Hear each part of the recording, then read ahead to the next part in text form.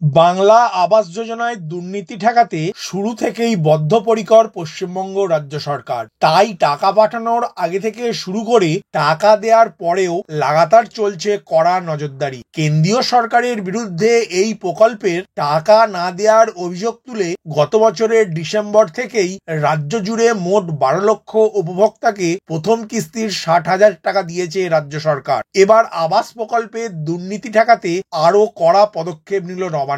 আজকের আপডেটে রাজ্য সরকার বাংলা আবাস যোজনা নিয়ে নতুন যে পদক্ষেপ নিয়েছে তা নিয়ে বিস্তারিত আলোচনা করলাম। নমস্কার বন্ধু, আপনি দেখছেন আপনার প্রিয় চ্যানেল কুন্ডলিকম, সাথে আমি অনিমেষ। আপনার কাছে ছোট্ট অনুরোধ, আপনি এই চ্যানেলে নতুন হলে সাবস্ক্রাইব করবেন চ্যানেলটিকে এবং অল নোটিফিকেশন বাটন অন করে রাখবেন এই পরিবারের নতুন নতুন আজকের আপডেট সবার আগে জানতে। ভিডিওটি আপনার কোনো উপকারে এলে অবশ্যই লাইক করবেন। চলুন শুরু করা যাক আজকের আপডেটটি।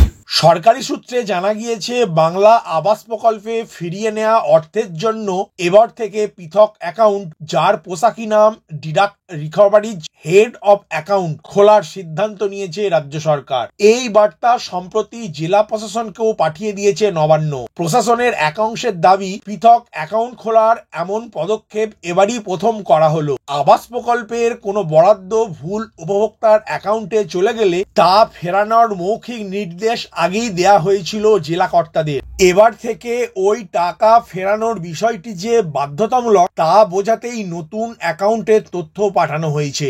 অর্থনৈতিক বিশ্লেষকদের একাংশ এই প্রসঙ্গে জানিয়েছেন, বাংলা আবাসের অর্থ বেহাত হওয়া ঠেকাতে শুরু থেকেই সতর্ক থাকার বার্তা দিচ্ছে নবান্ন। এই নিয়ে দফায় দফায় মৌখিক নির্দেশও দেয়া হয়েছে জেলা কর্তাদের। একই সাথে নবান্নের এই সাম্প্রতিক পদক্ষেপ প্রশ্ন উঠেছে, তাহলে কি এখনো উপভোক্তাদের ব্যাংক অ্যাকাউন্ট বা পোস্ট অফিস অ্যাকাউন্টে টাকা যাওয়ার আশঙ্কা রয়েছে? যদিও প্রশাসনিক কর্তাদের একাংশের দাবি, এখনো যাচাই প্রক্রিয়া চলছে। আবাস প্রকল্পে প্রত্যেক স্তরে চলছে কড়া নজরদারি। সঠিক উপভোক্তার হাতে টাকা যাচ্ছে কিনা তা দেখার জন্য টাকা ছাড়ার পরেও খুঁটিনাটি সবকিছুই খতিয়ে দেখা হচ্ছে। এখানে উল্লেখ্য, অকারণে বাজে খরচ কমাতে এবং টাকার অপচয় রুখতেই এই নতুন পদক্ষেপ নিয়েছে রাজ্য সরকার। তাই সরকারি পদ্ধতি মেনে হাউসিং, রুরাল হাউসিং, বাংলার বাড়ি, গ্রামীণ, ডিডাক্ট রিকভারি এবং অন্যান্য তহবিলের অযোগ্যদের থেকে টাকা ফিরিয়ে নিতে পারবেন জেলা কর্তারা। এক কর্তার কথায়, সরকারের এই কড়া পদক্ষেপ থেকে বোঝা যাবে কতজন অযোগ্য উপভোক্তাদের কাছে অর্থ পৌঁছেছিল। ভবিষ্যতে এই যাচাই পদ্ধতি আরো আঁটোসাঁটো করা যাবে। প্রসঙ্গত, 2 বছর আগে পিএম আবাস প্রকল্পে মোট 11 লক্ষ উপভোক্তাদের তালিকায় অনুমোদন দিয়েছিল কেন্দ্রীয় সরকার, কিন্তু তারা কেন্দ্রীয় বরাদ্দ না পাওয়ায় ওই তালিকা ধরেই বাংলার বাড়ি তৈরির টাকা দিচ্ছে রাজ্য সরকার, যদিও পুনরায় বাড়ি বাড়ি সার্ভে করার পর। এছাড়া যে সমস্ত উপভোক্তাদের বাড়ি প্রাকৃতিক দুর্যোগে ক্ষতিগ্রস্ত হয়েছে, এমন আরো অতিরিক্ত 1 লক্ষ উপভোক্তাদের এই প্রকল্পে টাকা দেয়া হচ্ছে। শেষ পর্যন্ত যদি কেন্দ্রীয় সরকারের তরফে এই প্রকল্পের কোনো অর্থ বরাদ্দ না করা হয়, তাহলে এই প্রকল্পের জন্য রাজ্য সরকারের নিজস্ব কোষাগার থেকেই খরচ হবে প্রায় 14,400 কোটি টাকা।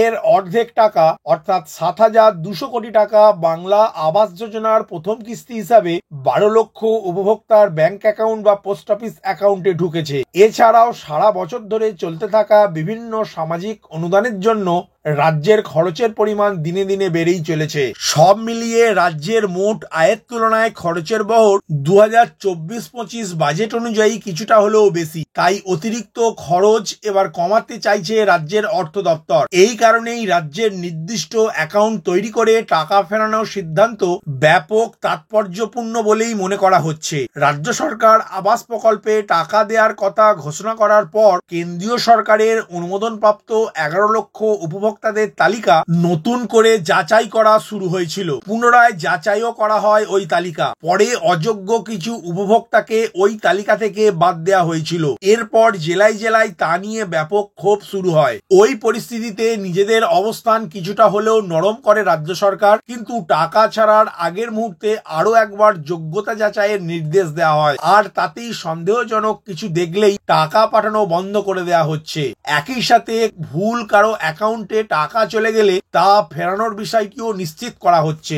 আজকের এই গুরুত্বপূর্ণ আপডেটটি আপনাদের কেমন লাগলো তা কমেন্ট করে অবশ্যই জানাবেন। ভিডিওটি প্রথম থেকে শেষ পর্যন্ত দেখার জন্য ধন্যবাদ। এই ইনফরমেটিভ আজকের আপডেটটি আপনার বন্ধু ও পরিচিতদের জানাতে বেশি বেশি করে শেয়ার করবেন, আর অবশ্যই কমেন্ট করবেন ভিডিও সম্বন্ধে আপনার কোনো ডাউট বা জিজ্ঞাসা থাকলে, এবং আপনার কোনো মতামত জানাবেন। ভালো থাকবেন, সুস্থ থাকবেন।